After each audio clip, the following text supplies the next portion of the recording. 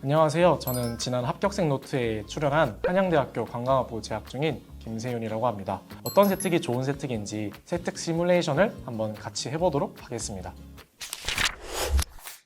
먼저 제 입시 과정에 대해서 좀 설명드리고자 합니다. 저는 내신 2.21이라는 성적으로 한양대학교 학생부 종합전형 관광학부에 재취합했었고, 중앙대학교 공공인재학부 탐구형 인재 전형으로 1차 추가 합격했습니다. 그리고 한국외국어대학교 같은 경우에는 면접형, 서류형 모두 지원해서 면접형의 경우에는 4년 잔학생으로 합격을 했고, 서류형 같은 경우에는 재취합격이라는 성적을 거두었습니다. 저는 수시원서 6장을 모두 학생부 종합전형으로 지원해서 소위 6학종이라고 불리는 입시 전략을 선택했습니다. 제 내신이 2.1이었기 때문에 다소 낮은 내신임에도 불구하고 한양대학교에 합격할 수 있었던 이유는 모든 대학교의 학생부 종합전형 평가 요소를 분석하는 데 있었습니다. 그런 분석한 결과들을 하나둘씩 구현을 하면서 입학사정관들이 제 생기부를 평가하실 때 모든 평가 요소에서 점수를 줄 수밖에 없는 생기부를 만들고자 노력을 했습니다. 전공 적합성이 중요한 게 아니라 내가 어떠한 능력과 역량을 가지고 있는지 생기부상에서 보여주는 것이 중요하다. 평가를 받을 입학사정관들한테 내가 이러이러한 능력을 가지고 있습니다 라고 생기부상에서 어필하는 것이 굉장히 중요하다라는 말씀을 드리고 싶습니다. 오늘 이 영상의 목적이 저와 함께 세특을 같이 구성해보고 시뮬레이션을 하는 데 초점이 맞춰져 있으니까는 그 시뮬레이션의 단계들을 하나하나씩 같이 해보면 좋을 것 같습니다. 저 같은 경우에는 학생부 종합전형을 준비할 때 진학하고자 하는 학교의 학과 홈페이지에 들어가서 관련 전공 역량들이 무엇인지 살펴보았는데요. 고려대학교 행정학과의 사례를 보면서 함께 살펴보면 좋을 것 같습니다. 고려대학교 행정학과 홈페이지에 들어가시면은 첨부된 사진과 같은 그런 정보들을 보실 수가 있는데요. 이 중에서 전공 역량을 살펴보시면 좋을 것 같습니다. 공감력, 융합적 사고, 혁신적 사고, 문제 해결 능력, 변화주도 역량 5가지가 나와 있습니다. 먼저 문제 해결 능력을 살펴보시면은 탐구 활동을 하실 때도 탐구했다라는 것이 중요한 것이 아니라 내가 이런 탐구를 해서 좁게는 여러분이 속해 있는 학교의 변화를 이끌었다. 세특을 서술하실 때나 구성하실 때 탐구했다라는 그 자체에 중점을 두시지 말고 그러한 탐구들이 어떻게 작용을 했고 그러한 탐구들을 통해서 이러이러한 문제를 해결할 수 있다라는 식의 내용을 많이 추가하신다면 굉장히 좋을 것 같다라는 생각을 해봅니다. 융합적 사고 같은 경우에는 저 같은 경우에도 학생부 종합전형을 준비할 때 제가 희망하고자 하는 전공 분야에만 국한된 탐구 활동을 진행하지는 않았습니다. 예를 들어서 행정학과 경제학의 학문을 융합해서 탐구를 진행한다거나 그런 학문간의 융합적인 사고력을 바탕으로 학문의 경계를 뛰어넘는 탐구를 많이 진행했기 때문에 합격할 수 있었지 않았나 생각합니다. 결론적으로 학생부 종합전형에서 뽑고자 하는 인재는 얼마나 많이 지원 전공과 관련된 활동을 했는지가 중요한 것이 아니라 자신이 지원한 전공에 특화된 역량과 능력을 가진 사람을 뽑고자 하겠죠. 지금부터는 실제로 제가 다시 세특을 작성해 본다는 느낌으로 저와 함께 시뮬레이션을 같이 해보시면서 살펴보도록 하겠습니다. 주로 세특 보고서 같은 경우에는 수행평가 시간에 선생님들께서 과제로 내어주신 경우가 굉장히 많을 것 같은데요. 수행평가가 주어졌을 때 어떻게 탐구 보고서를 작성하고 탐구를 진행하는지 보여드리도록 하겠습니다.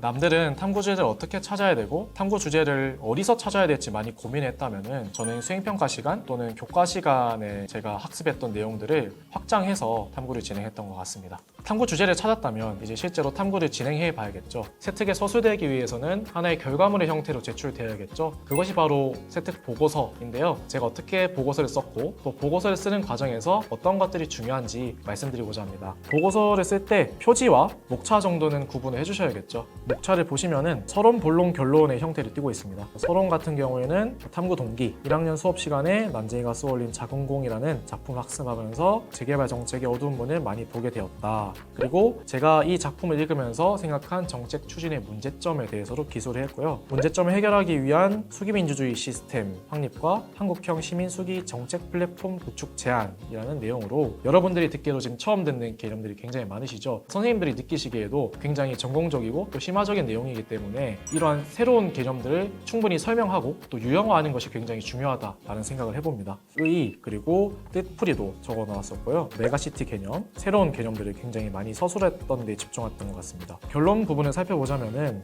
아까도 제가 말씀드렸다시피 나만이 할 수 있는 대안이나 방안을 제시하는 것이 굉장히 중요하다라고 말씀드렸죠. 그래서 저는 이런 사회 문제를 해결하기 위해서 어떠한 정책을 실시해야지만이 문제점을 해결할 수 있겠다라는 것들을 여러 가지 개념을 통해서 많이 서술했던 것 같습니다. 여러분들도 보고서 작성하실 때 이런 부분들 참고하셔서 하시면 굉장히 좋을 것 같습니다. 많은 친구들이 탐구 보고서를 작성을 했지만 자신이 탐구 보고서에서 강조한 부분들이 세특에서 중요하게 다뤄주지 않아서 많은 분들이 아쉬움을 가졌던 적이 많았던 것 같습니다. 저는 이런 것들이 미리 방지하기 위해서 선생님께 탐구 보고서 파일과 더불어서 탐구를 요약한 파일도 함께 드렸는데요. 탐구를 요약한 파일을 드리면은 선생님의 경우에도 여러분들이 어떻게 서술을 해줬으면 하는 바램들을 한 파일로 요약해서 볼 수 있기 때문에 저는 이러한 것들을 굉장히 많이 이용했고, 요약본을 보시면은 세특이 1500바이트이기 때문에 한정된 바이트 수에서 저는 탐구 동기, 탐구 과정, 탐구 결과를 잘 나타내기 위해서 탐구 동기, 그래서 의문을 가짐 이런 키워드들을 제시하면서 그 탐구 동기가 굉장히 잘 보이도록 노력을 했었고, 탐구 과정에서도 책을 읽고 어떠한 유형을 설정하고 개념들을 세분화하고 재해석하는 이런 과정들을 키워드들을 중심으로 서술하고자 노력을 했습니다. 지금부터는 논문을 어떻게 하면 찾을 수 있는지 살펴보도록 하겠습니다. KCI나 리스나 키스와 같은 여러 가지 논문 사이트들이 있는데 저는 주로 리스 사이트를 조금 이용했던 것 같습니다. 저 같은 경우에는 아까 말씀드렸다시피 재개발 정책에 관한 논문을 찾고 싶었기 때문에 재개발이라고 치고 관련된 논문을 보시면은 국내 학술 논문도 있고 학위 논문도 있고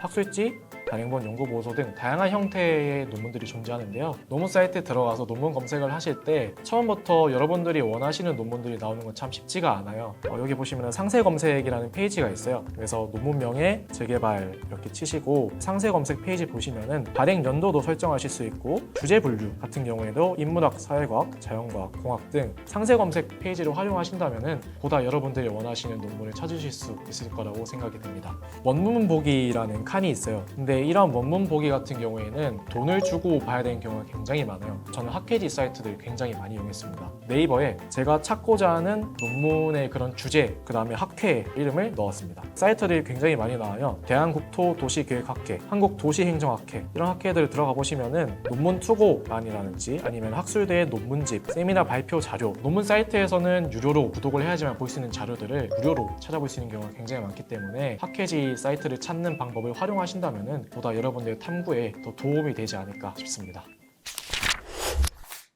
제가 오늘 이 영상에서 한 거와 같이 여러분들이 함께 진행해 주신다면은 여러분들이 원하는 대학 충분히 합격하실 수 있을 거라고 저는 생각합니다. 앞으로도 입시에 대해서 유익한 정보가 궁금하시다면 유니브 클래스 구독과 좋아요 꼭 부탁드리겠습니다. 감사합니다.